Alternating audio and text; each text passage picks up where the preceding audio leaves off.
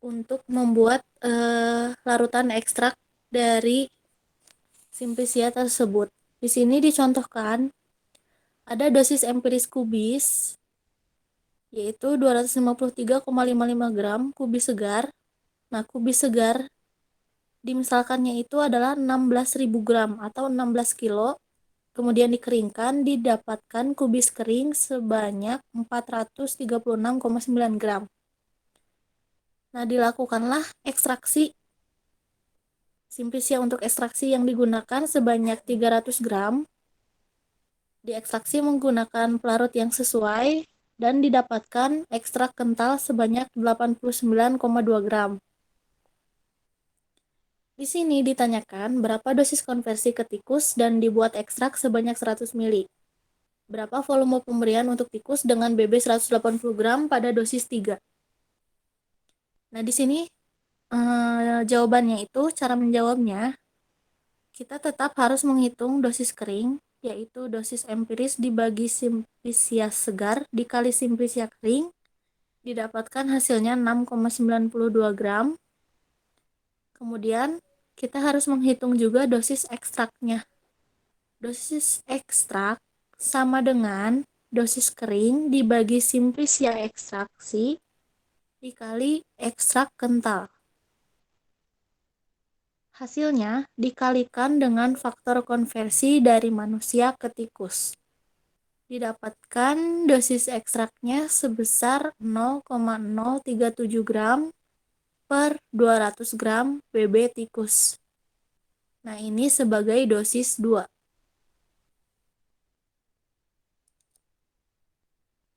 Bisa dipahami untuk perbedaan perhitungan ekstrak dan infusa.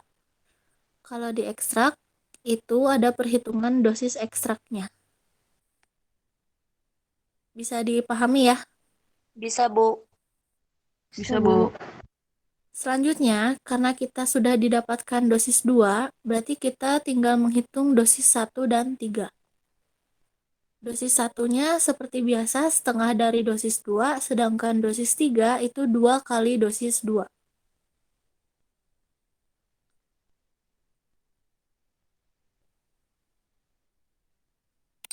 Nah, untuk pembuatan ekstrak juga sama, kita bisa menggunakan cara stok ataupun cara pengenceran.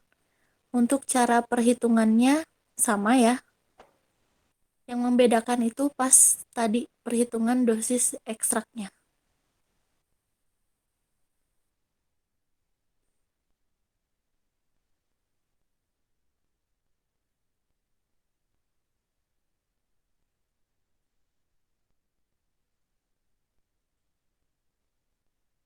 Sampai sini ada yang mau ditanyakan dulu untuk perhitungan ekstrak?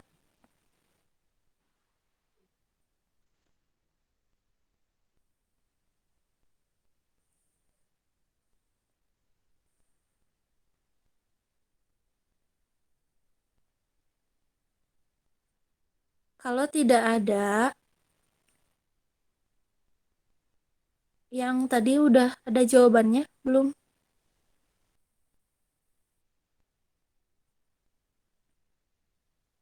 Atau mau dilanjut dulu?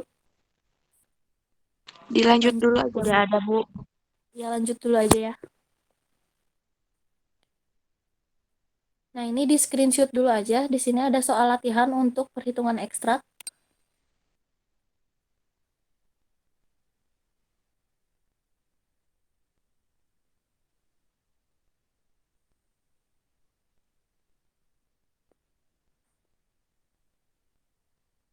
Udah ya di screenshotnya. Udah, Bu. Sudah, Bu. Nah, sekarang kita ke analisis data. Analisis data menggunakan program SPSS. Nah, biasanya ketika nanti kalian praktikum itu kan didapatkan data hasil praktikum. Misalnya kalian ingin menguji anti diabetik. Nah, pengujiannya itu kan didapatkan berbagai hasil kadar gula dari mencit yang berbeda-beda tiap kelompoknya. Ada kelompok kontrol positif, negatif, dosis 1, 2, dan 3.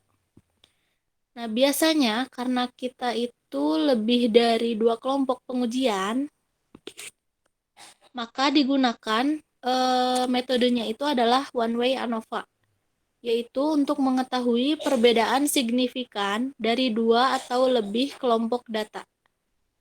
Syarat pengujian one way ANOVA itu datanya harus normal dan homogen.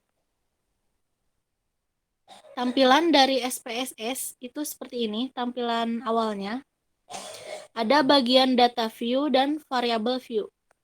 Nah, yang pertama kita setting adalah yang variable view. Variable view itu tadinya ini ada kosong ya, kelompok dan KGD itu kosong. Nah, kita bikin dulu pengaturan untuk judul kolomnya.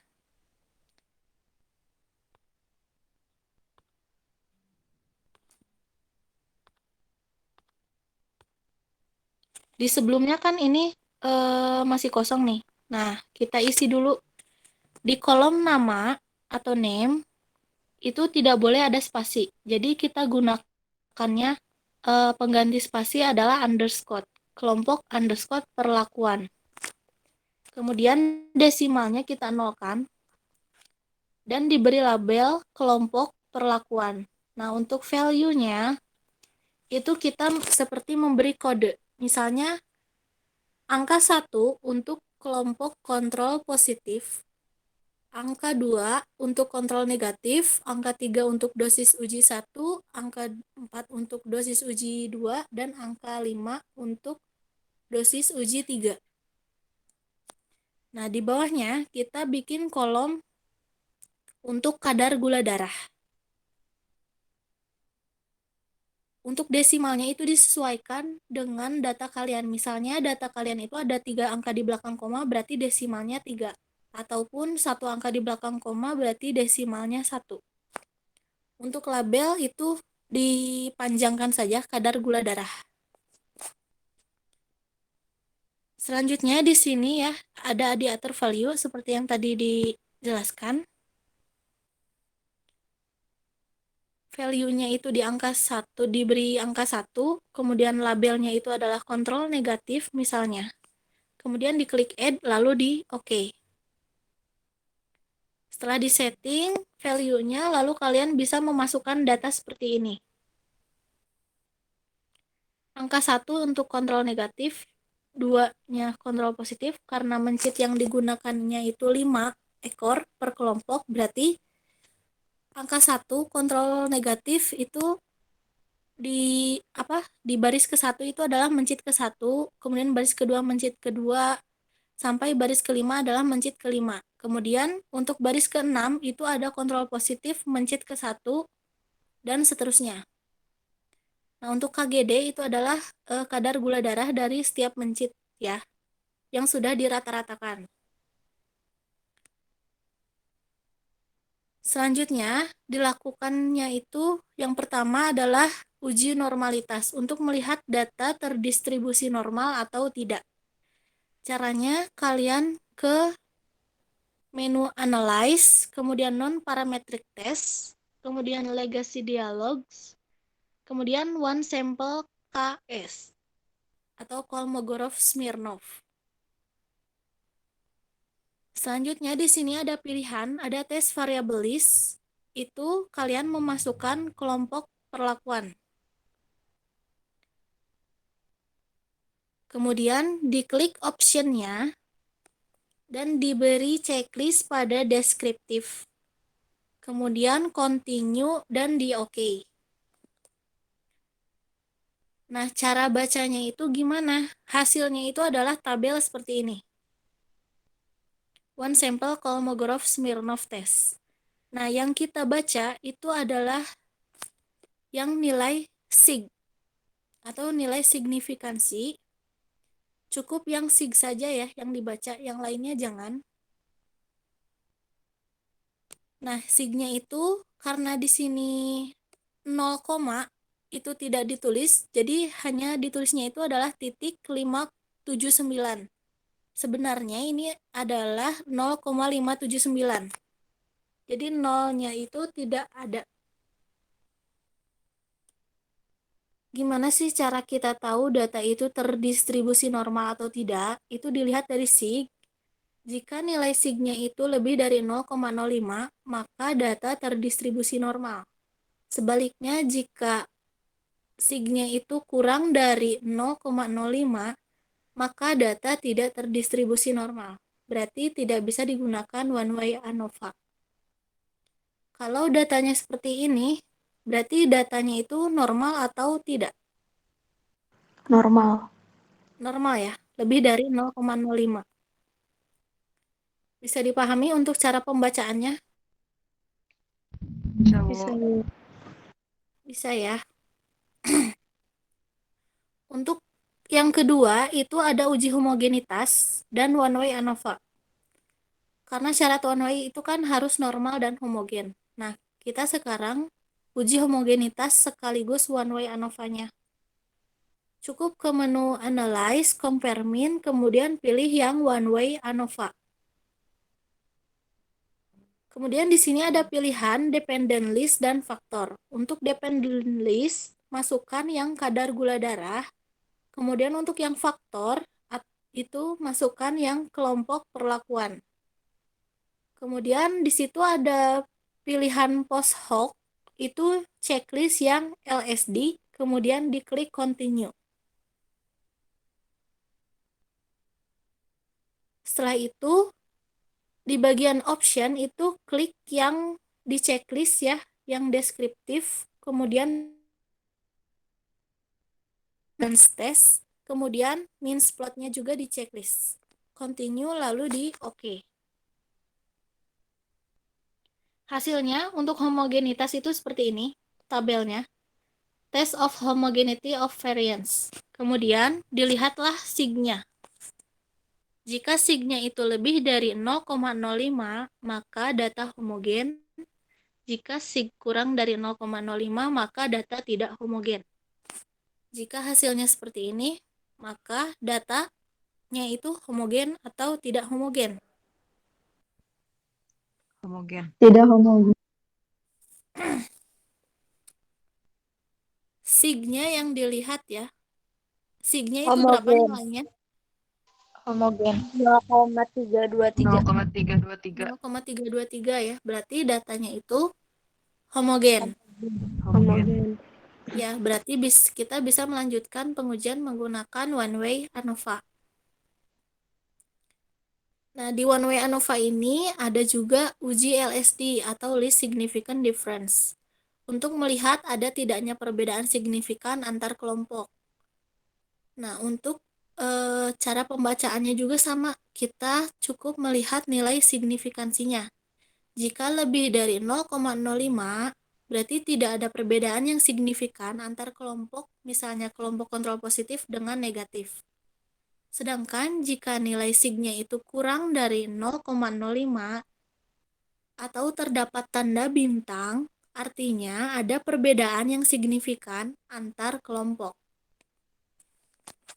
Nah, untuk data dari LSD itu seperti ini tabelnya. Yang kita lihat cukup nilai sig. Kalau misalnya pusing ya nentuinnya, kita cukup melihat di mean difference itu ada tanda bintang atau tidak. Nah, cara bacanya, karena di sini itu kelompok perlakuan, misalnya ada kontrol negatif terhadap kontrol positif. Ada kelompok perlakuan yang I dan kelompok perlakuan yang J. Jadi kalian itu ingin melihat antara kontrol negatif dengan kontrol positif yang di kolom J itu memiliki perbedaan atau tidak sih? Dilihat dari signifikansi atau dari tanda bintang. Sedangkan di sini yang kontrol positif terhadap dosis uji 3 itu tidak ada tanda bintang. Berarti artinya gimana tadi? Tidak ada perbedaan. Ya, tidak ada perbedaan ya kalau yang tidak ada tanda bintangnya atau lebih dari 0,05. Jadi, untuk kontrol positif terhadap dosis uji 3 itu sama-sama memiliki potensi yang bagus untuk dijadikan obat anti diabetik. Sedangkan kontrol positif dengan kontrol negatif yang hanya berisi pelarutnya atau suspensi CMC itu dia memiliki perbedaan yang signifikan ditandai dengan nilai signya itu 0,000 dan ada tanda bintang. Kenapa sih ada perbedaan? Iyalah jelas karena kontrol positif itu memberikan efek antidiabetik sedangkan kontrol negatif tidak memberikan efek antidiabetik. Seperti itu bisa dipahami untuk cara pembacaannya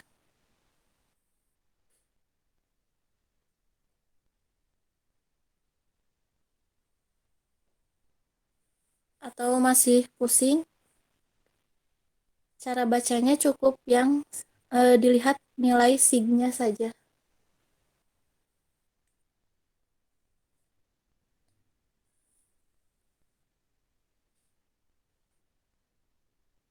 Nah, untuk lebih ringkasnya itu kita lihat means plotnya.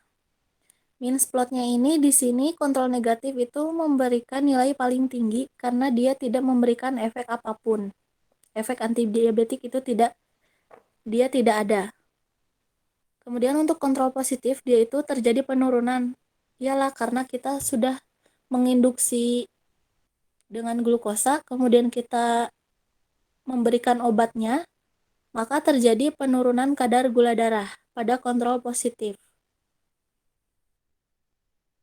Sedangkan pada dosis uji 1 ini berkisar antara 85 kadar gula darahnya. Untuk dosis 2 itu terjadi penurunan ya ke 80, sedangkan untuk dosis uji 3 itu sekitar 70-an. Berarti ini selaras ya. Ketika dosis semakin tinggi, berarti dia memberikan efek yang lebih baik. Dia dapat menurunkan kadar gula darahnya.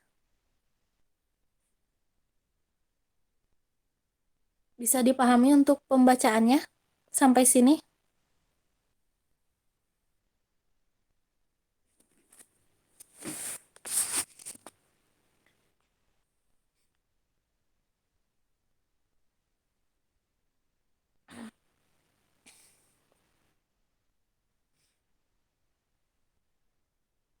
Gimana, ada yang mau ditanyakan dulu untuk pembacaannya? Pembacaan data.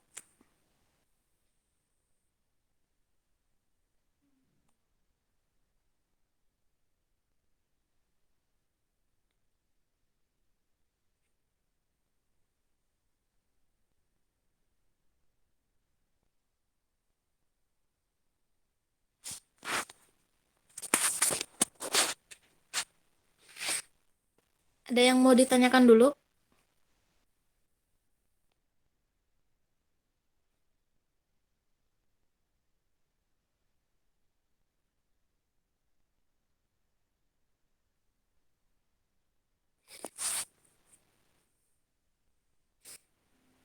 Cukup, Bu. Kalau cukup,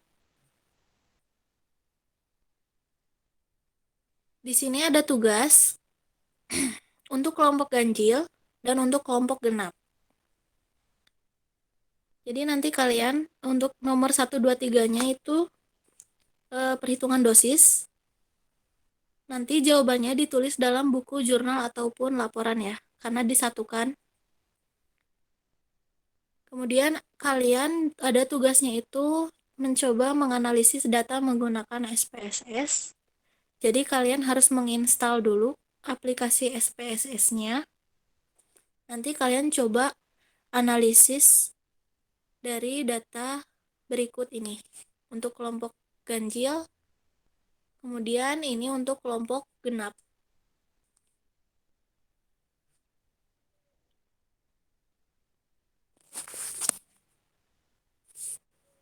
Ada yang ditanyakan dulu?